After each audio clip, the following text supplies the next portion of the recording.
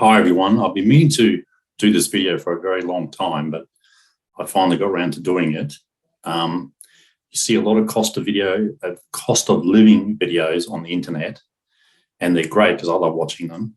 However, what I find is there's nothing to base the actual quality of life from those cost of living videos. So today, hopefully, I'm going to use some data from the Association of Superannuation Funds of Australia, which is equivalent to the people in America. If anyone watches it from America, is like your 401ks, I believe.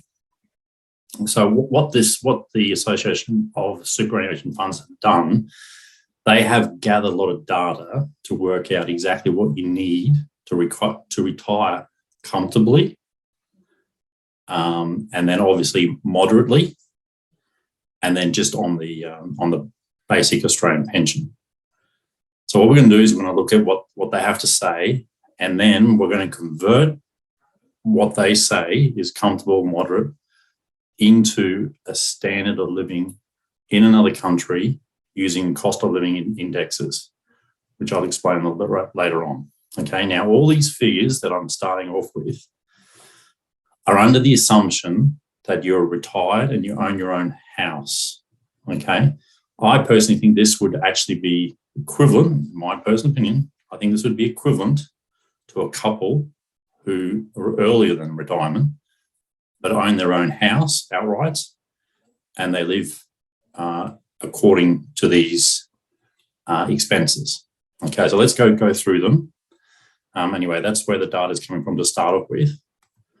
Okay, now just so we can actually understand what it means. Now, sorry, this isn't too clear, but I'll rattle through this, right? So basically what they're saying is a comfortable retirement lifestyle enables an older, healthy retiree to be involved in a broad range of leisure and recreational activities and to have a good standard of living through the purchase of such things as household goods, private health insurance, a reasonable car, good clothes, a range of electronic equipment, and domestic and occasionally international holiday travel. Now, keep that in mind, occasional international holiday travel. And the reason is if you go to another country and then you want to go back to your own country, that's not in these equations, because basically if you go down and you have a look at, we'll go straight to comfortable lifestyle, and if you go down to the travel, you've got annual domestic trip to visit family. So that's domestic. One overseas trip every 7 years. Okay, so that doesn't cover international trip every year. Okay, so I might just go through. Maybe we'll just do a few, and we'll sort of do a comparison between the two. So, comfortable lifestyle means you've got top level private health insurance, doctor specialist visits, pharmacy needs. You go to moderate, basic private health insurance, limited gap payments. Okay, now in Australia we have like a system the same as America, same as the UK, where we do have like free medical. You can go to the doctor, you may have to pay gap, whatever like that. Then you can, on top of that, you have insurance. And in the States, I believe it's completely different. You basically have health insurance.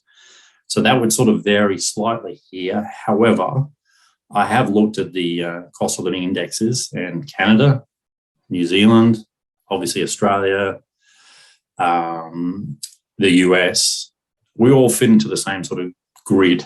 Okay, Singapore is probably 10% more and all that sort of stuff. But unless you come from the Nordic countries, this is all equivalent. Okay, all relevant. So let's just do another one quickly. So comfortable retirement, own a reasonable car insurance, and maintain upkeep of that car. Okay, again, the moderate, owning a cheap, older, more basic car. Okay, well, let's just pick another one. Okay, confidence to use an air conditioner in the home, afford all utilities. Need to keep a close watch on all utilities and make sacrifices. Moderate lifestyle. Okay, and then we go to replace worn out clothing and footwear.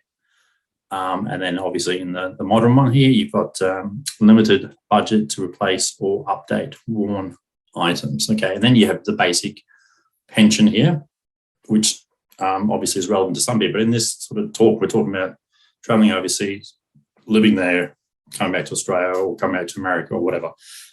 So this is for overseas travel or the similar to the cost of living videos that you see people do about Thailand, Philippines, and all that sort of stuff. So now we're going to compare, okay? So we're going to go through some of these figures. If I can get my slideshow to move. Okay, now this is, again, information again. What balances you need in your superannuation balance to have this standard of living. Okay, now I would imagine it would be very similar to the 401ks in the States. So to have the modest lifestyle, a couple would need 70,000 and a single person would need 70,000.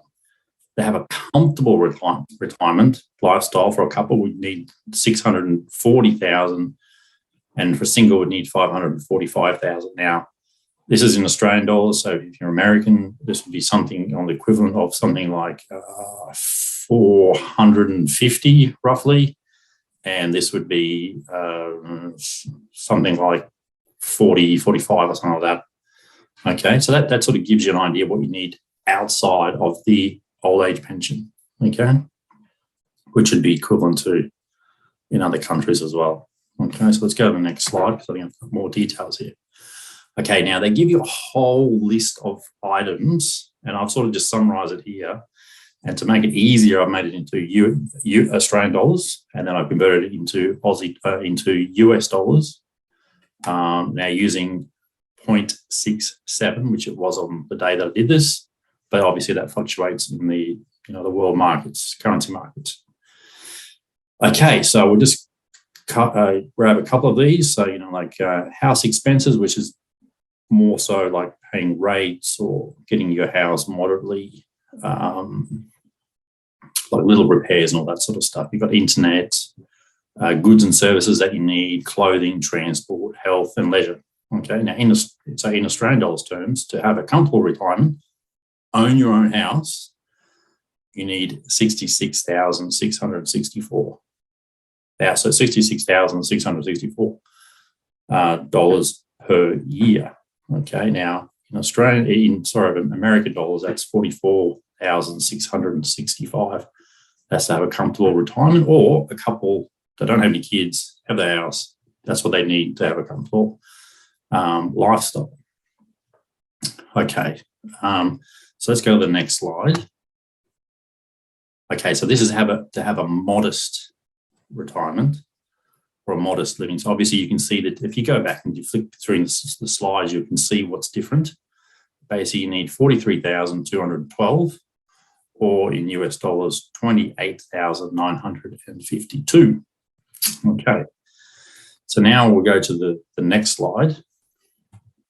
Okay, this is when this cost of index comes into it. Okay, so when people talk about Australia to Thailand, America to Thailand, and how much you have to spend in Thailand to have a good quality of life. Well, what I'm trying to do is to make sure that we're trying to compare apples to apples here. Okay, so according to this is Numbeo, so this is all from Numbeo. So if you look, Australia's cost of living index is 72.27, and I think I did the one with Thailand, so we're going to look at 38.62. Now, just so you know, you think, oh, well, this is not relevant to the States or anything like that. Well, 72.27, I think, is actually above the United States. Okay, so I think Canada's slightly lower as well, but Singapore is slightly above. So basically, all the G7 countries fit into this grid. Okay. So then, if we go on to the next slide. So what I've done is I've then converted all these household expenses, electricity expenses. Now, obviously, there are differences. So these actual electricity might be more expensive in, say, Thailand than it is in the States or whatever. But hopefully, this all averages out according to those cost of living indexes. So basically, to have a comfortable retirement in Thailand, same lifestyles as you have in Australia, America, New Zealand, Canada, would be you'd need $1,991 per month, or 23,891, excluding a house. Okay, so excluding a house. So in this case, you'd have to add on a house, and which will go further on, international travel if you want to go back and forth. Okay, so let's go to the next slide, which would be the modest lifestyle. So if you convert it for Thailand, you need $1,291, excluding rent or a house. Okay, so let's go to the next slide, which I think I've summarized it all. So to have a comfortable retirement, say in Thailand, that's what we're talking about now, is Thailand. So I've used rent of $400. I've used international travel of $200 per month. And I've used extra health insurance of $100 a month. That'd give you a grand total of $2,605. Now that would be equivalent to having a comfortable retirement in Australia if you only own a house and you're using the base figure of 66,000 Australian dollars or 44,000 American dollars. Okay, now of course, if your lifestyle is you live in a mansion in America and obviously you want a penthouse and all that sort of stuff, your rent will obviously be higher. And if you want to go back to America, Australia, New Zealand, Canada, whatever, 3 times a year, obviously your international travel expense is going to go up.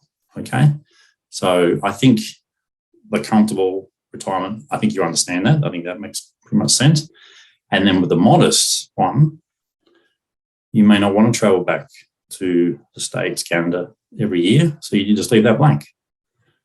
You don't want to have any extra health insurance because you're happy with the insurance that you have within the cost of living figures, which is allocated some to it right at the beginning, if you go through that slide at the beginning there.